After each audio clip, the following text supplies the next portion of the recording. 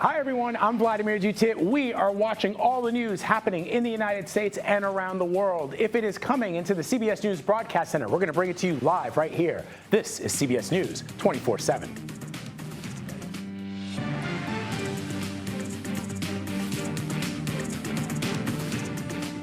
President Biden is meeting with Israeli Prime Minister Benjamin Netanyahu today, one day after the Prime Minister's defiant and fiery speech before Congress and before the president discussed his exit from the campaign.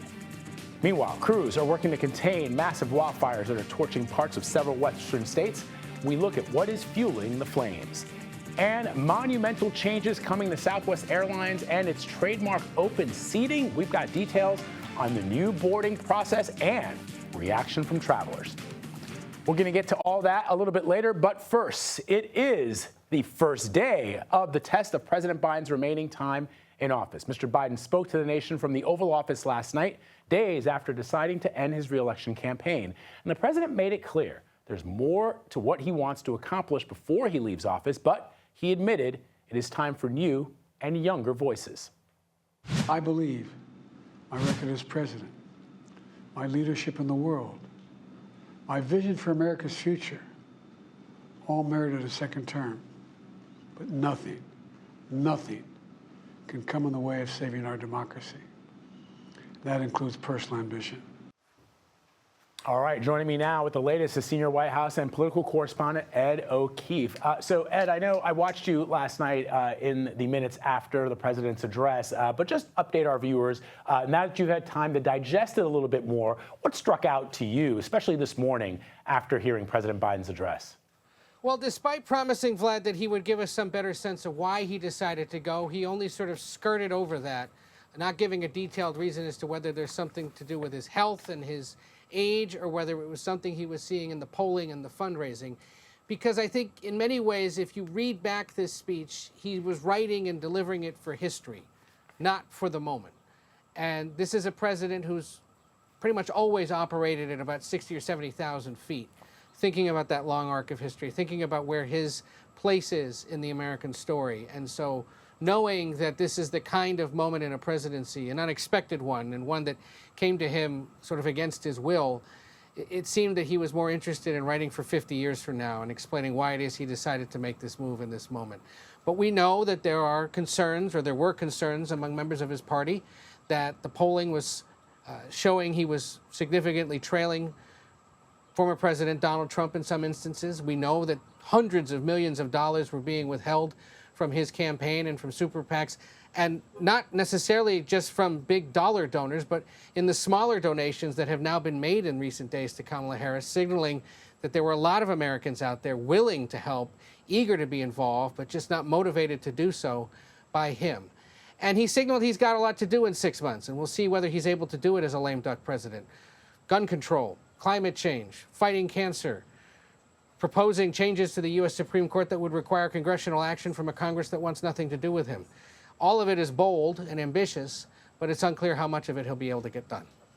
Yeah, Ed, that's some really astute, dare I say, brilliant analysis of that speech, because I did wonder myself why he didn't address the reason that he was choosing not to run for re-election. And you're right, if you're going to be reading this speech in a history book or in a textbook 20 years from now, you want it to not be about what it is in the moment, but about the larger picture. Thank you, Ed, as always. All right. A diplomat familiar with ceasefire talks tells CBS News Israel has put forward new demands that include Israeli forces staying on the Philadelphia corridor, a key strip of land along Gaza's southern border with Egypt, and preventing unrestricted access for civilians seeking to return to their homes in the north. Ahead of his meeting with President Biden, Israel's prime minister gave a fiery address to Congress defending the war in Gaza, while outside, thousands of pro-Palestinian demonstrators protested the speech. Netanyahu had some strong words for them. Well, I have a message for these protesters. When the tyrants of Tehran, who hang gays from cranes and murder women for not covering their hair, are praising, promoting, and funding you, you have officially become Iran's useful idiots. CBS News congressional correspondent Scott MacFarlane is on Capitol Hill for us today. Scott, let me get your sense of the reaction that you are hearing from lawmakers about that speech yesterday. What the Prime Minister was trying to do, it seems, is laud the United States for its ongoing support of Israel, but also trying to press the United States to keep up or increase its support for the war effort against Hamas.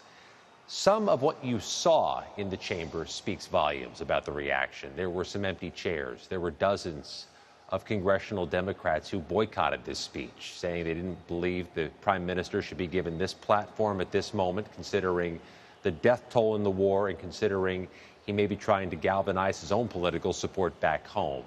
Republicans who interrupted these remarks with more than a dozen standing ovations, joined often by Democrats, say what Netanyahu did here was explain the need, the unbridled attack, the unmitigated attack of October 7th and the war that has ensued from it shows the need of further financial support from the United States. And Vlad, that's key. The Prime Minister is going to lean on the United States for more money, potentially billions more, for humanitarian needs and for military needs. And getting any money through this Congress at this moment in time is difficult, and there are deadlines coming later this year.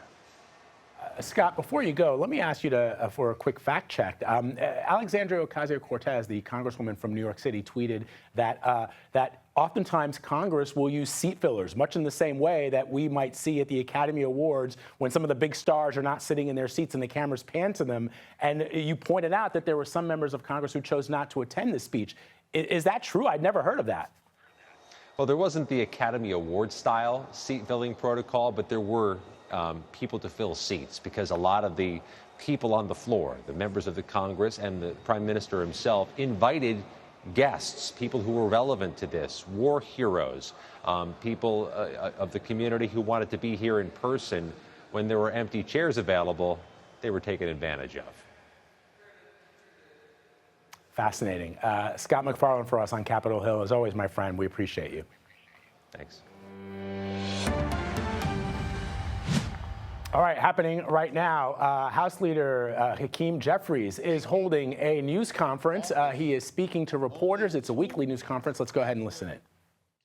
The January 6th violent insurrection, where a violent mob of individuals tried to halt the peaceful transfer of power in a way that never before had occurred in the United States of America. President Biden and Vice President Harris inherited a public health catastrophe,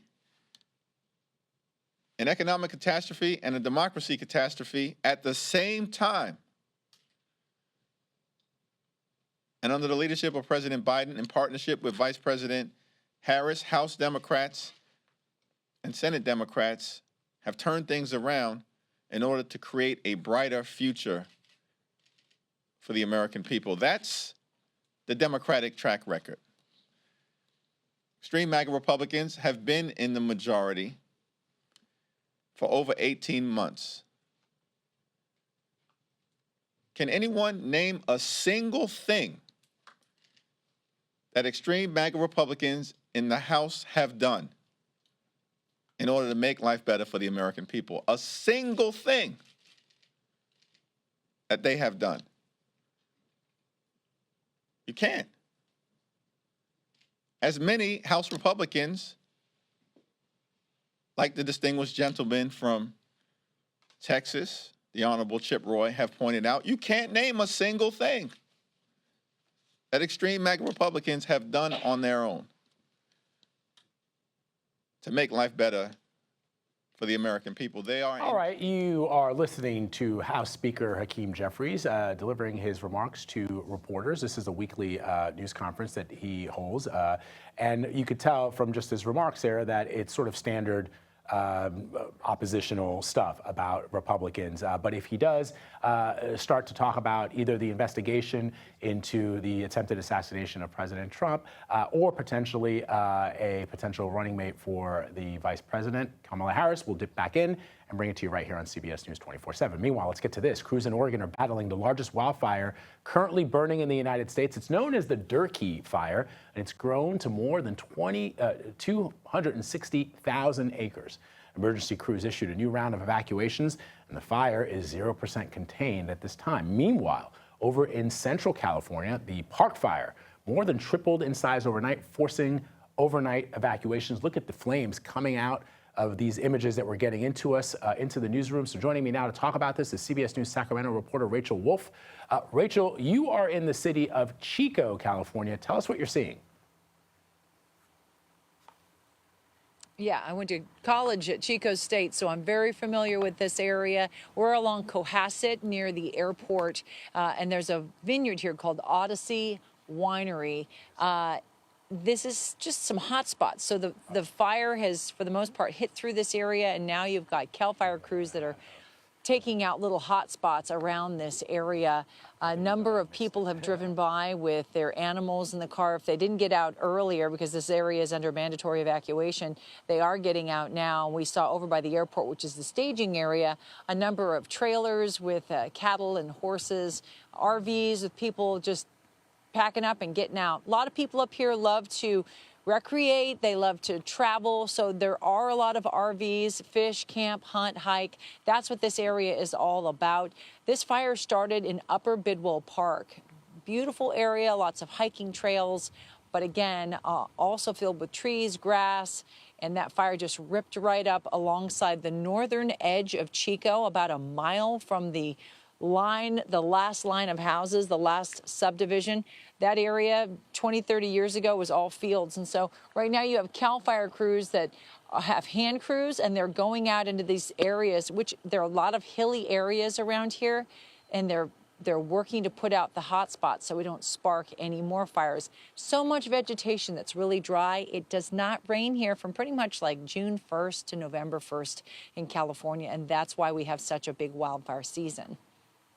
So, Rachel, let me ask you, I know that it's wildfire season, and we just showed some of those images, and the fires look to be raging. Having grown up in the area, is it just a sense of, do residents feel like, hey, you just hope and pray that when the fires come, you're not affected by it, but it sort of is like the lottery, right? It could happen that you're forced to evacuate. It could even happen that you lose your home. Is that how people feel about all this increase in wildfires that we've seen just over the last couple of years? Right. Well, there are years that are more dry than others. We've had 2 near record years for rainfall, so there's more vegetation, so there's more fuel. And in certain areas up in the foothills, you know that you're in more of a fire danger or more of a risk of living there, but you have to clear defensible space around your house. And that's often what determines which homes are saved and which can't be saved, because when crews come up on a house and they see that it's clear around the house, they know they can work to save the house. If there's debris in the gutters, bushes all around the house, it's harder to work to save those, and they have to make those decisions. We spoke with a woman who's staying in Chico via Facebook, and we're going to her house, and she watched her home burn on a security camera. She's like, I can tell you that for a fact, and there's several other homes on that street that burned as well. We haven't confirmed that. We're on our way there. And of course, CAL FIRE will have to officially assess, get out of the way here for this CAL FIRE truck to go by. We'll officially assess all of these structures and give us a final count. But it's still early, but the fact that it jumped so much, like 9 times its size from yesterday and spread almost 35 miles overnight, that's concerning. Yeah, that's some really interesting context there, Rachel. Appreciate it. Thank you very much. Stay safe. All right, let's bring in CBS News Philadelphia meteorologist Grant Gilmore with the first look at the national forecast. Good to see you, Grant. Hey, good to see you, Vlad. Good morning to you guys at home. Starting off our Thursday morning, keeping an eye on those fire conditions across the western states. We have a fire weather outlook there through many places, not only just the concern for dry and hot conditions, but there's a concern for some thunderstorms that develop over portions of eastern Oregon up into Montana, where the thunderstorms will develop. It'll rain high up, and then that rain evaporates as it reaches the ground. So then you have the lightning that could spark some fires as well. So a concern several places across the Great Basin and often to the northern tier states. Obviously, the heat continuing, but it spreads to the east, where we have excessive heat warnings in effect still for eastern Montana into the Dakotas. Now, the desert Southwest still hot. Vegas hitting 113 degrees this afternoon. But look at this heat across the northern tier states. Several records in jeopardy today. Eastern Montana, Miles City, Sydney up there 105 to 108 degrees into the Dakotas. triple-digit temperatures. Rapid City near 106 degrees this afternoon. The heat begins to relax a little bit into tomorrow, but still places in South Dakota tomorrow could approach 100 degrees. Vlad, back to you. All right, Grant, we'll check back in with you a little bit later. Thanks so much. A former Uvalde police officer, his name is Adrian Gonzalez, was arraigned in court just moments ago. He entered a not guilty plea in connection to charges over his actions on the day of the deadly mass shooting at Robb Elementary School. CBS News Texas reporter Andrea Lucia is in Uvalde with more, and she joins us now. Andrea, tell us what happened today. Yeah, I mean, this was a very short hearing. It lasted maybe 15 minutes tops. It was a opportunity for the defendant, Adrian Gonzalez, to stand before a judge and enter that not guilty plea. It was also the first opportunity that many of these victims' families have had to see him in person since this shooting. Gonzalez has been accused of placing children in danger by not confronting a school shooter. We also heard from, his defense attorney today saying this is not a charge that has been brought here in Texas before. They are very curious to see what the evidence will be in the case. Part of the reason they decided to come to this hearing and not waive their right to an arraignment was to meet in person with prosecutors and start that conversation, start to find out what kind of evidence will be presented in this case. All right, Andrea, thank you very much for the update. Let's go back to politics now. Vice President Harris just released her first presidential campaign video. What the likely Democratic nominee is focusing her message on. You're streaming CBS News 24/7.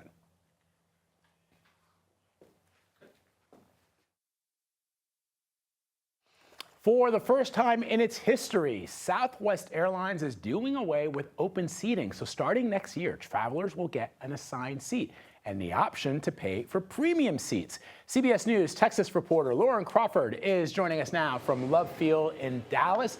So Lauren, we always talk about a divided country. This feels to me like my timeline is just filled with everyone in the country who's got an opinion about this. What are you hearing from customers?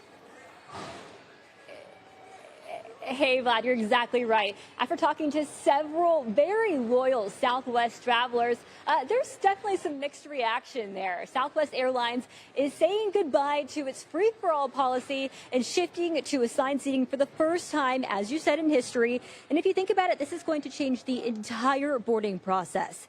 This morning, the company said it will move forward with plans to end its hallmark open seating policy as it works to return profitability after a first quarter loss. Southwest Airlines also announcing it will soon offer premium seating and red-eye flights. The premium seating option will allow the low-fare carrier to charge extra for some seats on its planes. The airline said the changes are the next step in what they call a continuing strategic transformation and designed to elevate the customer experience.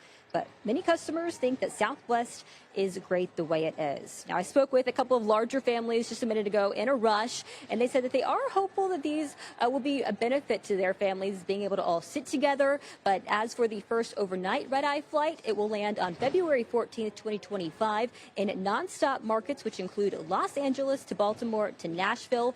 And then Southwest Airlines plans to roll out more of those red-eye flights as the year continues. Live at Dallas Love Field this morning, Lauren Crawford, CBS News, Texas. Yeah, Lauren, I don't know. I kind of find that the way that Southwest has done it over the years to be pretty democratic in that, it's sort of like Russian roulette. You get what you get. But on the other hand, I do like the idea of like, hey, if I pay a little extra, peace of mind, I don't have to have agita and find myself at the back of the plane with the bathroom door hitting me in the knee. Exactly. And that's what people were saying that we talked to earlier is if nothing's wrong with it, then why change it? You have your choice. You can take American, you can take Delta, or you can take Southwest. But a lot of mixed reaction out here this morning. Yeah, very cool. All right, Lauren, thanks so much. Appreciate it. All right, let's get back to politics. The Harris campaign released its first Kamala for President campaign video. It uses the Beyonce song Freedom, which the Grammy Award-winning artist allowed for the campaign to use. And the video closes with Harris saying, "When we fight, we win." CBS News White House reporter Willie James Inman joins me now to talk about this. The message of the campaign, Willie, is embedded throughout the entirety of this video. What is it that they're trying to get across to voters? Hey there, Vlad. Good to be with you. Well, Vice President Kamala Harris is not only sending out that campaign video, they're also she's also talking to voters here in Houston, Texas. Now, the state might be a red state, or some might say it's transitioning to a purple state.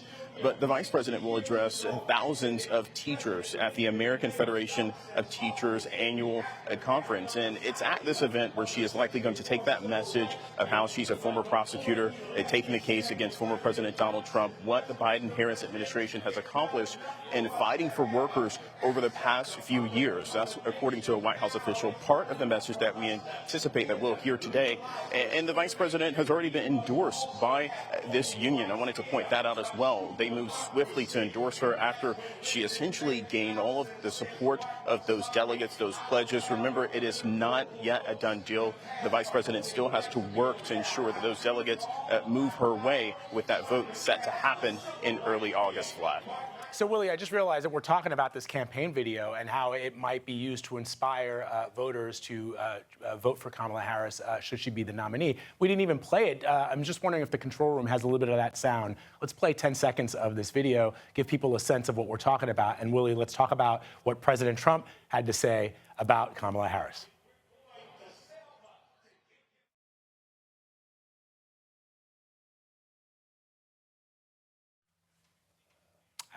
Okay. I'm told we don't have it cut with sound, which in the news business means we weren't ready to play it. So Willie, let me just sort of frame this video that we're watching, because at one point, there's a really interesting moment in the video where the sound, all you hear is the sound of the vice president's name being repeated over and over by her supporters in the crowd. And the reason why I think that that's so interesting is the former president of the United States, Donald Trump, who's now referred to Kamala Harris as Lion Kamala, which is a sort of a retread because we know that that's his nickname for Ted Cruz. But he also pronounced her name wrong on purpose. How's the campaign responding to that?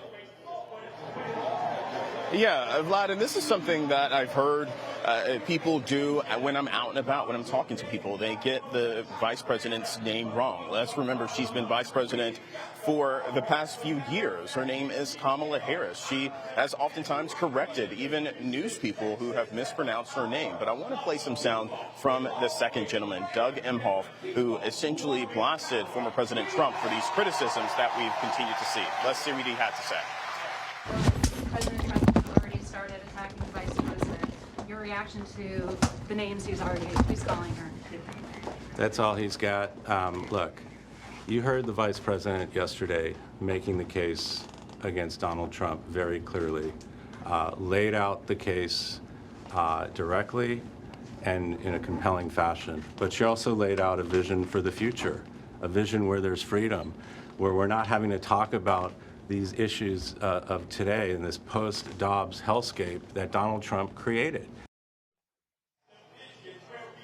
And you see the second gentleman kind of responding to some of the criticisms and nicknames that former President Trump has lobbed to the feet of Vice President Harris, whether it's Laughin' Kamala or Lion Kamala or mispronouncing her name. The second gentleman just pushing back there and simply saying that the vice president is laying out her case, and one of the ways that she's doing that is by saying she's a former prosecutor and that she knows Donald Trump's type. Vlad? Yeah, and the former president also, at his rally, Willie, as you know, said that Kamala Harris hates Jewish people, which I guess would come as a surprise to her husband, Doug Emhoff. I'm just saying. Just for people who understand, he's Jewish. All right, Willie. Thank you very much. Willie James Inman reporting for us. Appreciate you. Okay, in his first rally since the president exited the presidential race, the former president, Donald Trump, set his sights on Kamala Harris. As we just explained to you, we're going to discuss his strategy ahead. You're streaming CBS News 24/7.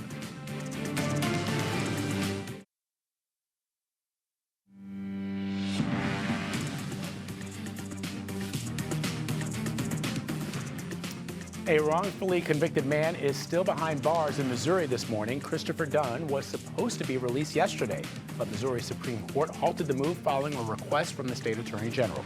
It's unclear why the attorney general opposes Mr. Dunn's release. The economy is proving resilient in the face of high interest rates. New data from the Commerce Department shows the GDP is up 2.8%. That has exceeded forecasters' expectations and signals that cooling inflation and a strong labor market is fueling solid consumer spending. President Biden applauded the numbers, but says there is still more work to do. Senator Chuck Grassley is releasing more body cam footage from the moments after the attempted assassination, of former President Trump.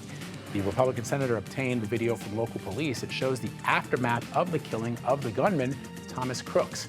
Our teams are currently reviewing the footage as Grassley vows to make all relevant records public in the interest of transparency. Okay, we talked about this a little earlier. The former president is turning his attention away from President Biden and towards Vice President Kamala Harris. He attacked her during a rally last night in North Carolina, where he is tying her to the left wing of the Democratic Party. Listen. Kamala Harris is the most liberal elected politician in American history. Did you know that? She's an ultra-liberal politician. She's absolutely terrible. She's, as you know, more liberal than Bernie Sanders. Can you believe it? She's rated far more liberal than Bernie Sanders. All right, CBS News campaign congressional correspondent Nicole Killian is joining me now to talk about this. She is joining us from Charlotte, North Carolina. Nicole, Trump, as you heard, referred to Harris as a socialist. I watched Senator Bernie Sanders last night on another network. He was directly asked, is Kamala Harris more liberal than you are? And he, of course, said, absolutely not. I'm a socialist in Congress, and she's a Democrat. But I wonder, when you see a headline like the one we saw a few days ago from the Minority Leader, Mike Johnson, House Majority Leader Mike Johnson, telling members of his party to not use racist or sexist language in going after the vice president. I find that remarkable. Just that headline alone, that would appear in the national press, asking members of Congress not to use sexist or misogynist language in going after the vice president, because he's arguing, obviously, that up until this moment, Republicans have been trying to welcome people of color and more women to their party. Yeah, that's right. And obviously, you're referencing kind of messaging from Speaker Mike Johnson to his members. But look, that is something that we also asked the head of the NRCC, Congressman Richard Hudson, about. He was at the Trump rally yesterday. And, I asked him if this DEI argument is a fair line of attack. And he said that he felt that it was more important to kind of focus on the vice president's record. And I, too, asked if he's been telling some members to back off, because we certainly have heard some rank-and-file members call the vice president a DEI pick. But again, he emphasized that he thinks the more effective argument is really focusing on the vice president's record. And that's pretty much the tactic that we saw the former president take last night. While he did mispronounce the vice president's name a number of times, which some might say might be implicit, at the same time, he really did kind of try to focus more so on her record in terms of, as you said, trying to paint her to the far left of the party, whether that was on the issue of the economy, on the border, on crime. So I think that will be primarily the line of attack we see going forward, not only from the former president, but Republicans writ large. Yeah, and the former president, calling into Fox News this morning, called the vice president of the United States a garbage individual. Those are his words. And this is after Republicans, prior to the Republican National Convention, including House Speaker Mike Johnson, told all of us in the media and to America writ large that the message from the Republicans was going to be one about unity, about toning down the rhetoric that has been used in political campaigning. So we haven't really seen a lot of that. Meanwhile, the former president's attorneys, Nicole, as you know, are reportedly going to send a letter to TV networks over equal airtime after President Biden delivered his address last night. What can you tell us about that? Yeah, well, we know that the New York Times obtained a copy of that letter, and according to their reporting, I mean, the former president is calling for equal time based on President Biden's Oval Office speech last night, suggesting that it was more of a campaign speech. And so for that reason, he's expressing concern that that could be a FCC violation. Obviously, as you know, having equal time has kind of been a longstanding principle when it comes to elections and presidential campaigns. And so that is the primary argument that the former president is making. Unclear whether or not the networks have issued any kind of formal response to the president or if they will, but certainly notable on the part of the former president. He has also, too, filed a complaint against the now Harris campaign for switching the campaign. Obviously, as you know, a lot of those campaign funds from President Biden now transfer over to Vice President Kamala Harris. But the former president also alleging that that is a potential violation, although we have long known that certainly Harris's name was on the campaign prior to it being amended fully to becoming the Harris campaign. All right, Nicole Killian reporting for us. As always, Nicole, we thank you. We've been talking about the fires out on the West Coast, but now massive wildfires are also threatening a Canadian resort town. They have forced thousands of residents in Alberta to evacuate as firefighters work to contain the blaze. Global News reporter Lisa McGregor is there with the very latest. Just before 6 o'clock Wednesday night Mountain Time, we received word that the South wildfire in Jasper National Park has in fact hit the town of Jasper because of strong winds coming from the south and southeast. So now crews are actually, after sending first responders out of the town, now they're calling for more help. They're asking for firefighters, trucks, water tanks coming in from Edson and Hinton and potentially Edmonton to help with this firefight that has reached unprecedented levels, and it's obviously escalated in a matter of an hour because 2 hours ago they were sending first responders out because of safety and just keeping a few firefighters in, and right now it's only just before 7 o'clock Mountain Time and it is pitch black. The street lights have come on. There's thick pieces of ash falling from the sky. The sky is pitch black. There's little strips of orange, and it is just ominous here outside of the gate at Jasper National Park. Obviously, the road is still closed, and many are worried that the town is going to burn. There are concerns just about the safety of people, and this situation is ever changing because of strong winds. It's chillier out here, but still no rain. That is what first responders and fire crews are hoping for. But now the firefight continues. There are two wildfires. One is larger than the other, but they're on both sides of the town of Jasper. Reporting just outside of Jasper National Park, Lisa McGregor, Global News. All right, let's bring in CBS News Philadelphia meteorologist Grant Gilmore with another look at the national forecast. Grant. I tell you what, Vlad, it's not just portions of Western Canada, but like we were talking about earlier, a lot of the western half of the United States, dry and dangerously hot. So that's going to be really a growing concern as we head through the next couple of months, is just the threat for more heat in addition to less moisture. All of the moisture is concentrated over the southeast, and that continues with flooding concerns. But out west, just a little band of some cloud cover this morning, but you head farther west, and that's where we're waking up to. Again, more concerns for heat and fires. Look at all of these areas underneath red flag warnings today, which is an elevated risk for fires, where we could see the threat for not just fires to start, but then to spread quickly because of gusty conditions. Meanwhile, the southeast is underneath just days and days of rain. Ongoing flood concerns from Houston into Louisiana and then also into the mid-Atlantic today, where we'll see a building threat for some flooding with several rounds of heavy rainfall possible. So the southeast still underneath that threat for soggy and flooding conditions. Record heat across the northern tier states, where temperatures are still expected to break many records today. 105 to 110 degrees over portions of Montana into the Dakotas. Not as hot out west into the Central Valley of California, into the Pacific Northwest, but still Phoenix, Arizona approaching 112 degrees this afternoon.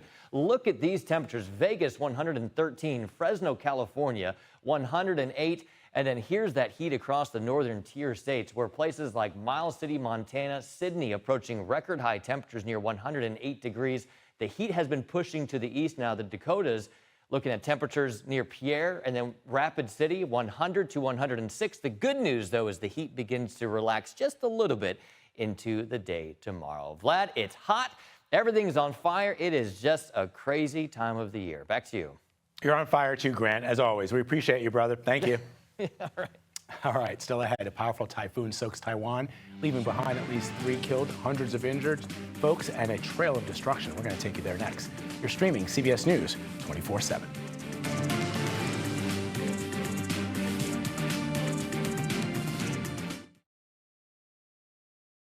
A powerful and deadly typhoon has just made landfall in China's Fujian province. That's according to the state media. It swept through northern Taiwan, killing 2 people, injuring more than 200 others, and triggering disaster flooding in the region. Rupert Wingfield-Hayes with our partners at the BBC is in Taipei with the very latest.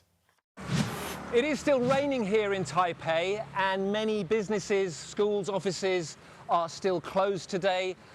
Flights are still grounded for most domestic flights in Taiwan, but the storm has now passed and life here in the capital is, as you can see, starting to get back to normal. The same cannot be said for other parts of Taiwan, particularly the east and the very south of the island. There we have now got data for how much rainfall there has been over the last 12 to 18 hours, and they're really extraordinary figures. In some areas we've seen between 1,000 and 1,300 millimeters of rain falling, particularly over Yilan and the big southern port city of Kaohsiung. And there, that has caused extensive flooding. We've seen pictures of flooding up to people's waists in the streets of Kaohsiung. And I've also seen video of flooding in Tainan County, which has come up to people's chests. Really, really extraordinary scenes. Those waters are now starting to recede, but there are still many other problems. The winds from the typhoon have forced several ships. We understand 6 ships have run aground along the west coast of Taiwan, and we've also, we know about another ship that has sunk in the Taiwan Straits. We believe the crew of that ship did abandon ship. There is now a rescue operation ongoing. There are helicopters in the air searching for the 9 crew members of that freighter. They have not been found yet. Meanwhile, the typhoon itself has now moved onto the coast of Fujian in southern China, and around 150,000 people have been ordered evacuated from low-lying areas there as the typhoon comes ashore. All right, Rupert, thank you very much. This morning, Secret Service is expected to give an update on its security plans for the Democratic National Convention in Chicago. It kicks off in just a few weeks. Mugo Udiwe with CBS News Chicago is outside the United Center with a preview. The Democratic National Convention happening in Chicago this year is now less than a month away. And today, the Secret Service is in town. They'll hold a news conference later this morning outlining their safety plans for the convention. And Illinois Governor J.B. Pritzker will be there. He's actually one of the 12 people being vetted to be Vice President Kamala Harris's running mate. That news conference is set for 11:30 this morning. For CBS News, I'm Mugo Udiwe. Meanwhile, it was a rough start for the men's Olympic soccer tournament in Paris as fans stormed the pitch, causing a chaotic and violent scene. Details on just what sparked the action ahead. You're streaming CBS News 24/7.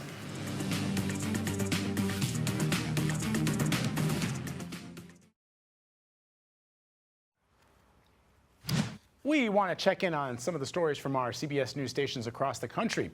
CBS News New York is following a bus crash incident. The bus crashed into a Burger King early this morning. Reporter Elijah Westbrook has more.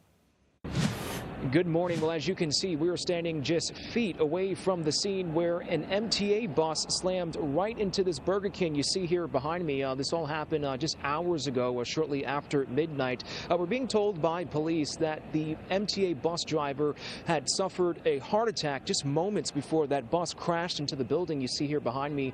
2 people were on board, 2 women, in fact, a 20-year-old and a 60-year-old.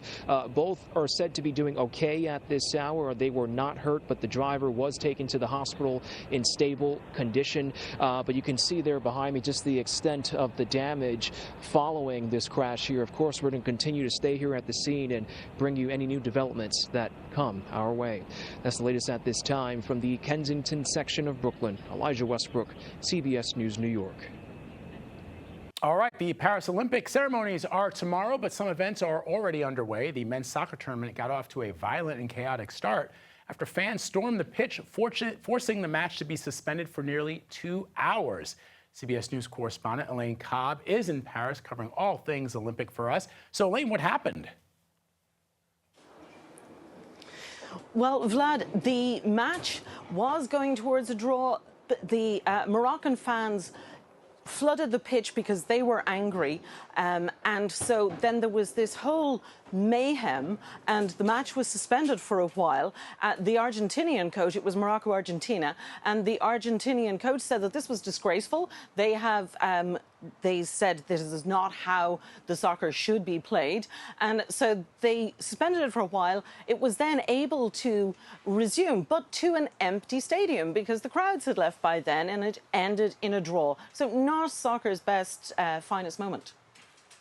Let's talk about the opening ceremonies that are happening tomorrow. We spoke briefly about Celine Dion's return to the stage yesterday, and I also had asked you about Aya Nakamura, who's France's most popular singer, who is going to be, I guess, I'm really intrigued by this, singing a song, reportedly a Charles Aznavour song, which is like one of my favorite singers of all time.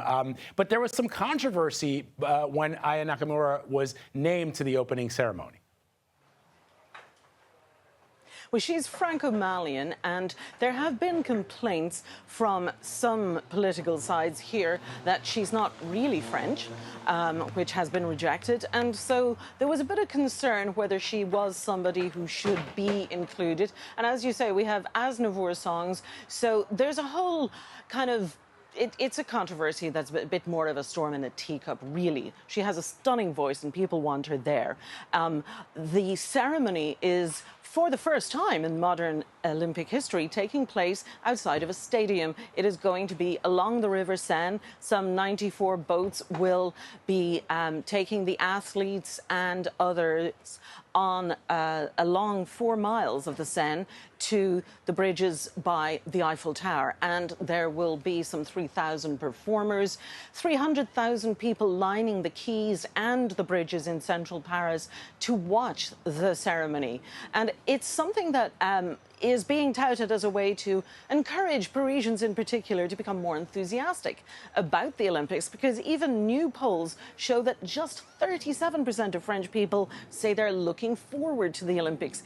Even among sports fans who say they would normally love sports, only 55% say they're impatient for the games to begin. Now, there are a lot of reasons for that. It's been a lot of disruption to people's lives in Paris and some of the other venues. And, of course, ticket sales have been high. All right, Elaine, very, very exciting. Looking forward to it. Thanks so much for your reporting. Appreciate it. Okay, let's bring back CBS News Philadelphia meteorologist Grant Gilmore with one last look at the national forecast. Vlad, we're almost to the weekend. Thursday, though, waking up with really heavy rainfall across portions of southeastern Texas from Houston down to Galveston. They've already seen 1 to 3 inches of rain over the last couple of days. Another very wet day today. They could see flooding, a huge concern for them across portions of the western Gulf states. Also flooding risks out towards the mid-Atlantic from really southeastern Georgia up towards the Carolinas. And then it's all about the heat across the northern tier states. We're talking about temperatures up there near record territory, looking at highs near 100 to 105 degrees. Several records expected to break today. Meanwhile, nicer conditions across the plain states. In fact, improving conditions up to the north and east as well, from Michigan over into the northeast, where especially over into places like right here in Philadelphia to New York, we've seen several days of rain. Improving conditions as we head into the weekend. So really nice looking weather there, but the soggy conditions continue across the southeast, and that, well, summertime heat also continues back into the desert southwest with 112 degrees today expected in Phoenix. Vlad, back to you. All right, Grant, my brother, thank you very much. We'll see you tomorrow. Okay, stick around because an encore presentation of CBS Mornings is coming up next. This is CBS News 24/7.